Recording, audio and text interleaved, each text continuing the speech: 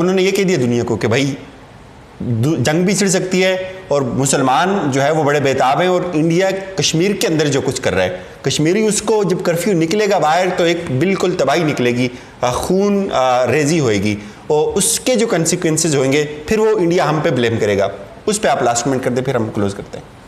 देखिए, अब ये लास्ट कमेंट तो बहुत वास्ट कमेंट है, क्योंकि ये बड़ी डिटेल में खान साहब ने बताया कि जब हमारी हुकूमत आई, इससे उन्होंने पाकिस्तान के पस मंज़र में बात की और हिंदुस्तान के पस मंज़र में और कश्मीर के इशू में कि ये कश्मीर में हो क्या रहा है। तो उन्होंने कहा कि ठीक है, इससे पहले भी ये बात होती रही कि जनाब ये कश्मीर के इश्यूज़ हैं, लेकिन शायद वो इम्प्लीमेंट जो पुरानी हुकूमतें थी पाकिस्तान में वो ये इम्प्लीमेंट नहीं करती थी कि ये जो कश्मीर में जारियत हो रही है, जहाँ 1 लाख कश्मीरियों ने पिछले 30-40 सालों में कुर्बानी दी है, इसकी बातें तो होती थी, लेकिन इस पे अमल दरामद नहीं होता था कि हिंदुस्तान से इस पे बात की जाए। या इस इशू को आपको याद होगा, यूनाइटेड नेशंस में हम पहले भी देखते रहे कि हमारे अपने मुल्क से लीडर्स जाते थे, उनकी क्या परफॉर्मेंस होती थी, या जब वो अमेरिकन से मिलते थे या वहाँ के सदर से मिलते थे तो किस अंदाज में तकरीर होती थी। आपके इल्म है, मुझे शायद पर्चियाँ और पता नहीं क्या गया, ठीक है, जिसमें ना उनकी एबिलिटी थी। और आज मुझे याद आ रहा है कि ये जो उन्होंने फिल्बदी तकरीर की है, इसमें और उन तकरीर में कितना ज़मीन और आसमान का फ़र्क है। तो ये फ़र्क ये ज़ाहिर करता है कि जब आपकी नीयत साफ़ हो, जब आप एक नेशनलिस्ट हों, जब आपके पास सिर्फ पाकिस्तान और पाकिस्तान, आपका कोई और इंटरेस्ट ना हो, आप मुखलिस हों इस मुल्क से, इस कौम से, और आपके बैरूने मुल्क इन ममालिक जिनसे आप बातें कर रहे हैं, उनके काने ना हो, आप उनके सामने आपके कोई इंटरेस्ट ना हो, या आपकी प्रॉपर्टीज़ उस मुल्क में लूट के आप ले जा के ना ले गए हों, क्योंकि फिर उन लीडर्स को भी इल्म होता है कि ये शख्स वो है कि जो यहाँ पे लूट के दौलत लाया हुआ है, ये हमसे किस चीज़ की बात करेगा। तो ये वो चीज़ें हैं कि उनको मद्देनज़र रखते हुए उन्होंने इस पस मंज़र में बात की कि जब हमारी हुकूमत आती है तो मेरा पहला काम था कि हम हिंदुस्तान के साथ अमन की बात करें, हम हिंदुस्तान के साथ एक अच्छे हमसाय की बात करें, हम हिंदुस्तान के साथ असल इश्यूज़ की बात करें।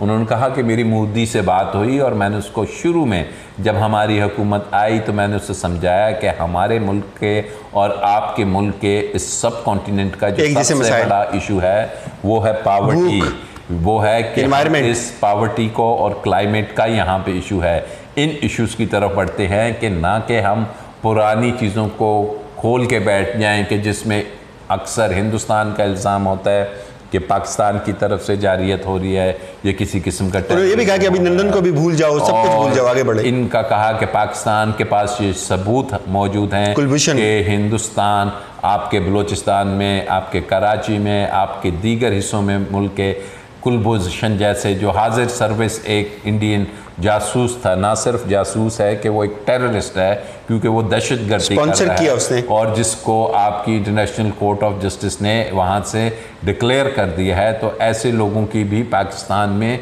मौजूदगी हमने दिखाई दुनिया को। लेकिन इसके बावजूद उन्होंने कहा कि हमने मोदी को कहा कि चलो तुम्हारे इलेक्शंस हैं, इलेक्शंस के बाद शायद ये मोदी हुकूमत जो असल इश्यूज़ हैं इस सब कॉन्टिनेंट के और जो खान साहब की पेशकश थी अमन की, भाईचारे की, उसकी तरफ चल पड़े। लेकिन इलेक्शंस के बाद इन्हें समझ आई और ये चीज़ नज़र आई कि ये मोदी संभलने वाला नहीं, ये इस रास्ते पे नहीं आएगा, क्योंकि वो एक सोची समझी वो प्लानिंग उन्होंने ये नहीं कहा कि इंडियन गवर्नमेंट की थी, वो प्लानिंग वही आरएसएस की है।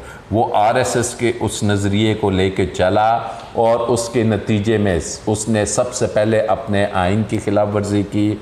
उसने 370 आर्टिकल 370 को 35A को उठा के परे फेंका, 35A को उठा के परे फेंका। उसने जो कश्मीर की डेमोग्राफिक चेंजेस हैं वो लेके आ गया कि पूरी जो कि दुनिया में एक क्राइम है, इंटरनेशनल क्राइम है कि आप किसी मुल्क के जोग्राफिया को हिला नहीं, चेंज नहीं कर सकते। उसने ये कदम उठाया और ऑन टॉप ऑफ इट उन्होंने कहा कि उन्होंने 9 लाख की एक फ़ौज वहाँ पे रखी हुई है। ये पीछे उसका क्या जवाब है? 55 दिनों से उन्होंने कहा कि अगर आपके यहाँ जानवर भी 55 दिन के लिए बंद होगा, और कहा कि अगर 800 यूरोपियन को और 8 अमेरिकन को 55 दिन के लिए आप कहीं बंद करते हैं, तो फिर देखिए किस अंदाज में आपका वेस्ट जो सा है, वो आपका जो मीडिया है वो किस अंदाज में इस इशू को लेके निकलता है। लेकिन उन्होंने कहा कि मुझे अफसोस है इस इंटरनेशनल कम्युनिटी पे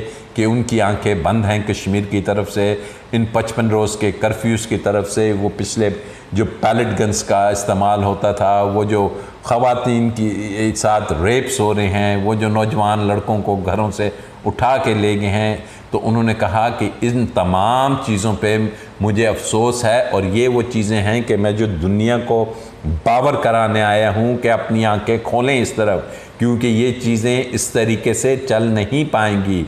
उन्होंने कहा कि मेरी दुनिया से, जैसे कि डोनाल्ड ट्रंप ने कहा कि आप दोनों लीडर्स बैठें, जिस पे पाकिस्तान ने एक बड़ा क्लियर, खान साहब ने मौक़िफ़ लिया कि जब तक ये कर्फ्यू नहीं हटता और जब तक आर्टिकल 370 और 35A दोबारा बहाल नहीं होता, पाकिस्तान की जानिब से किसी किस्म की उनके साथ टॉक करने की तुक नहीं बनती और ना हम करेंगे। और उन्होंने कहा कि ये जो 55 रोज़ का कर्फ्यू है, इसके बाद को ये समझना चाहिए कि जिस दिन ये कर्फ्यू हटेगा, इसके बाद तो फिर यहाँ पे क्या होगा, ब्लड बाथ का लफ्ज़ यूज़ किया, खून रेजी होगी। यहाँ पे खून रेजी क्यों होगी?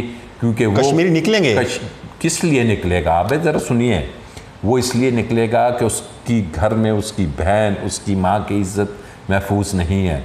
वो किस लिए निकलेगा कि उसके जवान बेटे को उठा के ले गए हैं, जिसका इल्म नहीं है कि कहाँ ले गए। वो इसलिए निकलेगा कि उसकी बीवी जो बीमार है, उसके छोटे बच्चे जो बीमार हैं, वो हस्पताल नहीं जा रहे। वो किस लिए निकलेगा? जिस पे इमरान खान ने कहा, वो इसलिए निकलेगा कि अब वो ये फ़ैसला करेगा कि इस ज़िंदगी से अच्छा है, इस ज़िल्लत की ज़िंदगी से अच्छा तो मैं अपनी जान दे दूं। और जब उसे अपनी जान की फ़िक्र नहीं होगी और जब वो मरने के लिए तैयार होगा, तो वो क्या करेगा? बाहर रोड पे आएगा, वो जलसा जुलूस की शक्ल में आएगा, वो एहतजाज करेगा। किस चीज़ का एहतजाज करेगा? कि मेरे साथ नाइंसाफ़ी हो रही है, मेरे बच्चों को, मेरे भाइयों को, मेरी माँओं को किसी की आंखें पैलेट गन से ख़त्म कर दी गई और उनकी इस्मत ज़री हो रही है। और वो फिर क्या करेगा? तो फिर इमरान खान ने कहा, अगर मैं भी हूँ या कोई भी शख्स हो, तो चाहे वो यूरोप में भी हो, जिसको इंसाफ नहीं मिलेगा, तो वो एहतजाज करेगा, चीखेगा और चिल्लाएगा। जिसका जवाब हिंदुस्तान ने ये देना है कि वो जो 900,000 की उन्होंने फ़ौज वहाँ पे रखी हुई है, उसने इनके साथ वही जदीद असले के साथ, उसी के साथ, आपको याद होगा आज से कुछ रोज़ चंद रोज़ जब ये शुरू में लगा था, तो आपने वो ऑटोमेटिक वेपन्स की एक BBC से बिल्कुल वीडियो आई थी, जिसमें ऑटोमेटिक वेपन से पॉइंट ब्लैक वो इनको शूट कर रहे हैं। जब वो इनको शूट करेंगे तो दुनिया में खून रेजी होगी। और उन्होंने कहा कि ये वो स्टेज है कि जिस पे हिंदुस्तान चाहता है कि वो ये हो। जब ये चीज़ें होंगी और ये चीज़ें फिर कश्मीर में नहीं रुकेंगी। उन्होंने कहा कि वहाँ पे 18 करोड़ मुसलमान हिंदुस्तान में और भी है, वो उनकी आंखें बंद नहीं होंगी। वो जब देखेंगे पूरी दुनिया के मुसलमान ये हो रहा है, तो वो भी फिर वहाँ पे उठेंगे। उन्होंने कहा है यही वो नाइंसाफ़ी है कि जिस पे आप कहते हैं कि जी रेडिकलाइज्ड हो गया कोई, वो शख्स रेडिकलाइज नहीं होता, वो शख्स मजबूर होता है कि उसको इंसाफ नहीं।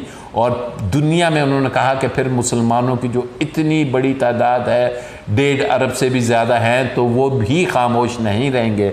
उन्होंने कहा कि लीडर्स बेशक अपने मफादात या अपनी जो उनकी वो है कि जनाब इस मुल्क के साथ हमारी ये ट्रेड है और यहाँ बहुत बड़ी मार्केट्स हैं, वो करते रहे, लेकिन उन्होंने कहा जो अरबों मुसलमान हैं वो ये चीज़ देखते रहेंगे और वो उठेंगे, वो मजबूर होंगे, तो तब वेस्ट को समझ आएगी। और उसने कहा ऐसी सूरत हाल में जब हिंदुस्तान में और कश्मीरी ये काम मजबूर होके लड़ेंगे अपने हक़ के लिए, तो इंडिया ने वही पुलवामा की तरह इंसिडेंट्स कराने हैं।